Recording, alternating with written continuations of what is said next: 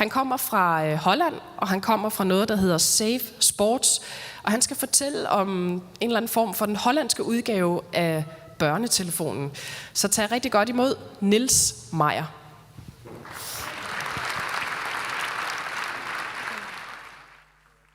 Okay. So, good morning. We have had 3 great keynote speakers, and they asked me to be the last, the fourth. You know what they call that? The graveyard. Because everybody fell asleep, have no more energy, and then I can present. That's great. The power of sports. What is this power for sports? And what can you do with it? Almost 5 years ago, I went to visit one of our projects.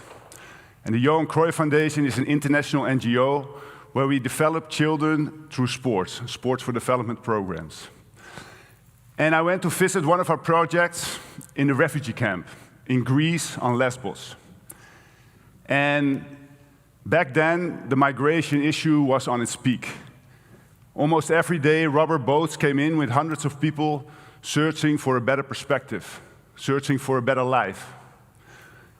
And in this refugee camp, during our sports projects, I met with Rihanna. You see the girl on the right top of the slide. And Rihanna was only 17 years old, and she just gave birth to her son a few weeks ago. And she told me all the horrible things that she went through to get onto the boat and came into the refugee camp. And she also told me about the terrible things that were going on in the camp. The cold winter nights, the abuses, the raping in the camp, standing in line to get your food. And while she was standing there and talking to me, she was standing there like a powerful woman, strong, with amazing resilience, amazing perseverance, and even with a smile on her face. So I've asked her, like, how can you stand there so strong with such a lot of energy? And her answer surprised me a bit. She said one thing, it's sport. And she told me that back home in Syria, she was allowed to do some sports. She did karate, she did dancing, she did running. And she told me that now, when she was in a refugee camp, participating in our sports program, she felt a little bit like home. Because sports made her strong. It taught her being healthy, not only physically, but also mentally. She made new friends in the camp. And she even had some fun, and she could forget about her life for just a little while. Now, to me, this is the power of sports. It probably will not surprise you, I was a former professional basketball player because of my height, was my talent. And also myself, I experienced this power of sports. I still got my friends from basketball. And it's really nice to talk about the power of sports, but I very much like the experience, don't you? Oh, you see, this is the graveyard. Don't you? Yeah, Niels, yeah, we like the experience. Okay, I would like to invite you for a little game. So could you please all stand up?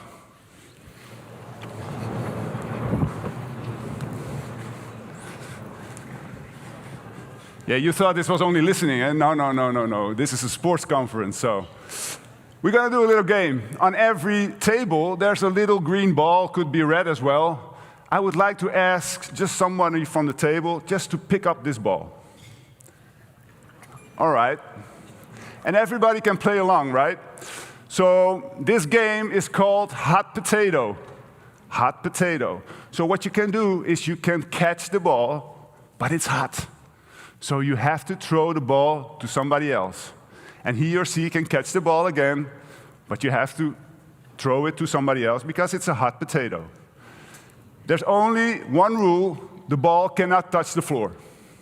And don't play along only with your table, just throw it to some people. I heard the insurance is good, so we can break things. So, are you all ready? Yeah? You ready? Yeah? Come in, let's go. Hey, Good.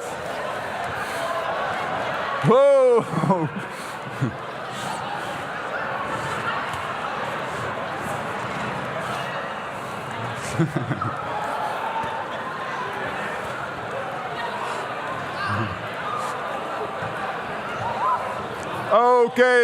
Okay, please, thank you. Whoa, watch out, you can sit down, Thank you so much.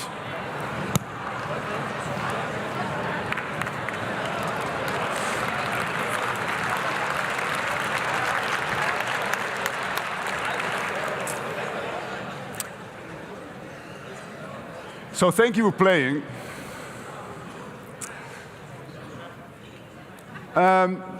First of all, when you get a ball and you throw it to a kid, you know what happens? He starts smiling. Please, look it up. But what just happened? We were playing a game. First of all, we were being active. You felt active? You felt the energy? We were active, so we became more healthy, not only physically, but also mentally. That's great, right? Right? Right. Secondly, we were communicating. Wow, we were communicating. I heard some swearing here, but we were communicating. Third of all, we were working together. It was amazing. We were working together. And fourth, and I think that's the most important thing, we were having fun. We were almost like children again. You heard the laughing? That was amazing. Well, this is exactly what we are doing with the Johan Cruyff Foundation. Is there anybody here, and please be honest, who doesn't know Johan Cruyff? Raise your hand. Oh my God, not so honest. You don't know Johan Cruyff. Do you at least know Lionel Messi, Ronaldo? Yeah? Okay. Well, Johan Cruyff was the Messi, Ronaldo from the 70s. In my opinion, in the 70s, he was the best football player in the world. He played for Ajax Amsterdam, he played for FC Barcelona, but after he became a very much successful coach for also Ajax Amsterdam and Barcelona.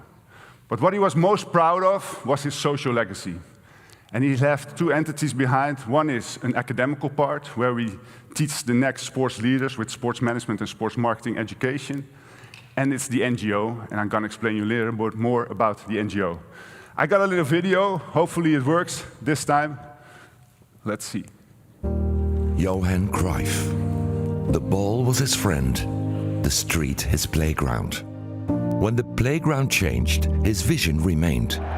He brought us total football and his unique interpretation. But he wanted to give us more. His biggest dreams were about to be realized. The foundation was born in 1997. It was a project that my father always wanted to fulfill. He went to the Special Olympics for the first time, and he saw how much impact sport could have on children with handicaps and on their lives. He always used to tell me, look at these laughs, look at their faces. This is what it's worth doing it. Johan Cruyff imagined a place with new possibilities. He wanted all children to have a space to play together, to laugh, to connect, to grow. The Cruyff Court and sports projects grew from a local to a global phenomenon, and they still expand today. But the social legacy of Johan is more than the Cruyff Foundation. Johan wanted to combine sports and education. People who dedicated their whole life in sports, they're very organized, they're very dedicated. It's a type of character which is important in normal life. So when they can teach it to other people, it's a lesson of life. Johan's experience led him to devise a plan to help athletes to enter the working world at the end of their sports career. His wish was to educate leaders who could manage the world of sport. His academic legacy was born with Johan Cruyff Institute, Johan Cruyff Academy, and Johan Cruyff College. Johan Cruyff imagined a place full of possibilities. To truly make a difference in lives, education, sports, business and society. celebrating the social legacy of Johan Cruyff. Het is nog helemaal niet af. Het is eigenlijk pas voor de helft af. En daar kunnen we alleen met z'n allen wat aan doen. So this shows a little bit about the social legacy of Johan Cruyff. But I'm going to tell you more about the NGO, the Johan Cruyff Foundation.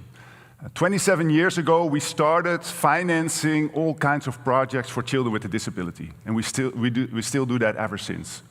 But I really would like to take you and to explain you a little bit more about our main projects, and it's the Cruyff Courts. The Cruyff Courts, obviously named after Johan Cruyff.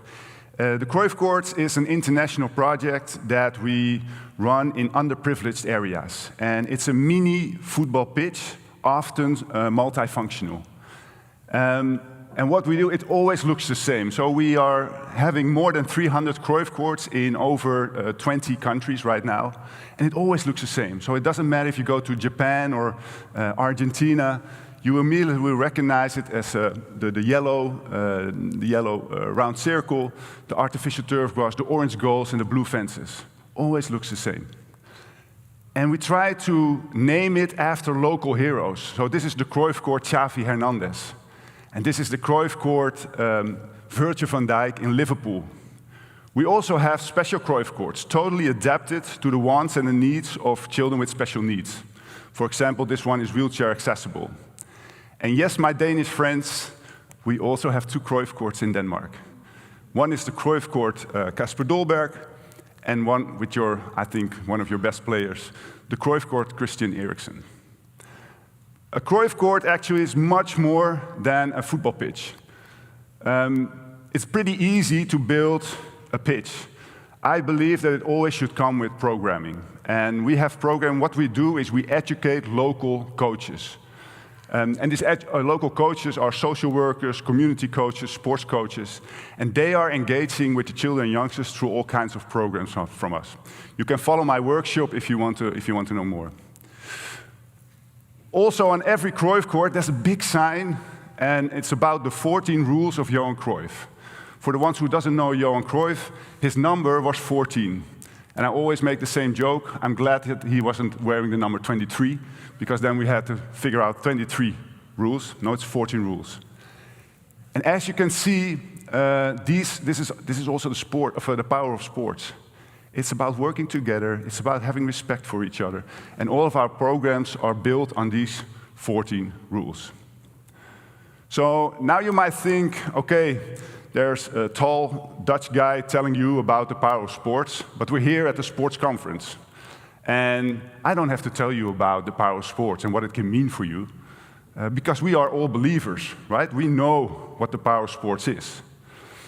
But from my profession, I know I have to talk to a lot of politicians, about policymakers, and what us believers, what we're trying to do is we want to convince other domains about the power of sports. And to me, this is all wrong. It's not what we should do. What we should do is we should ask them about their issues. What are their challenges? So, for example, in the social domain, at least in the Netherlands, there's a big issue about loneliness with elderly, or loneliness with youngsters, or juveniles. And sports could be a great solution, because with sports you can make friends. With sports you can make better perspective in life. Also, there's a big issue in the health domain in the Netherlands. The cost of health is increasing a lot. Sports can be so much preventive for this issue. And for example, the academical part, the education. In the Netherlands, we have a great shortage of teachers. But also after COVID, we see the results and the performance of children, we see declining.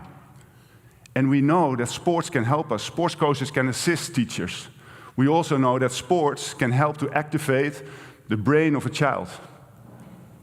And these programs already exist, huh? It already exists, and it can make a great impact. And this is what we should sell the other domains. And there was one person who already knew the power of sports, and it's Nelson Mandela. He already said, sports has the power to change the world. It speaks to youth in languages that they don't understand. And it's a universal language, so that's the nicest part. So often people from other domains say sports is recreational, it's fun. But I would say maybe it's a cure for everything. And if we do it right, maybe it can cure discrimination, loneliness, maybe even wars.